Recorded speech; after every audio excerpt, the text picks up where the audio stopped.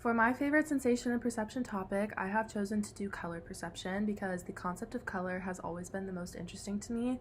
When I started this course, it was the thing that I was the most excited to learn about, and how our brain is able to perceive color through all of the processes that happen has been the most interesting thing, and how it furthers our knowledge to understand the world around us has been so cool to read about. So, to start off, why is perceiving color important? It allows for us to perceive and understand the world around us, allows for our brain to recognize and analyze potential threats, it can help us group things together and separate objects from their backgrounds, and it enhances the human experience. So the first thing that I would like to address is that obviously color is in our everyday life, but how does it help us differentiate? So the example from the book that helped me the most to understand this concept was thinking about fruit ripening, and the fruit that is the most notorious for this is a banana. So in this chart we can see that the green banana indicates that it is not ready to eat yet because it is not ripened, and on the other end we see that the yellow indicates that it is ripe and it is ready to eat. And we know this and recognize this through the association that bananas are yellow. However, if we make this image achromatic, turning it to a grayscale, we can no longer tell which banana is on which end of the side and which one is ready to eat and which one isn't. This only furthers the idea of how important color is in our everyday life in recognizing various objects. And another example of this is traffic lights. So when we see the color red, we know that that indicates us to stop, and green means go.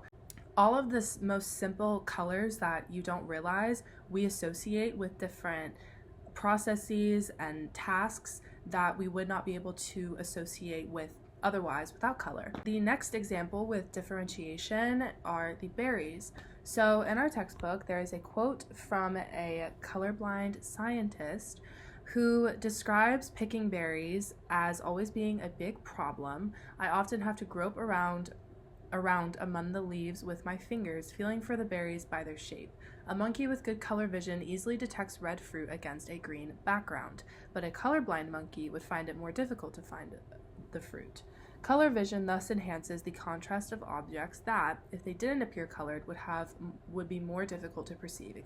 Within this example, we can see how important color can be even in nature by the scientist not being able to differentiate between the berries and the leaves. This makes it much more difficult for him to be able to eat, and the same goes for even animals. We see how monkeys not being able to perceive certain colors may not allow for them to eat the food that they need to eat. So without the presence of color, we see how certain animals, such as monkeys, would not be able to see the color in the food that they eat, and we even see this through the colorblind scientist. The next reason why perceiving color is my favorite topic is because it can help us to perceive emotions. And the example that I think of most when thinking of this topic is the movie Inside Out. We see how each of the characters are associated with a different emotion, and we often think of phrases with anger as like, I'm seeing red, or if we're sad we say I'm feeling blue. So we see the importance of color in emotion. You can also see this in this image right here of this man 3 different times, but the difference is on the far left he has a green tint to his face, and this indicates that he is maybe feeling feelings of disgust or jealousy, and on the far right he has a red tint to his face indicating that he is angry. In this image, through the color, we are able to have a deeper understanding as to what he is feeling that we would not have without color.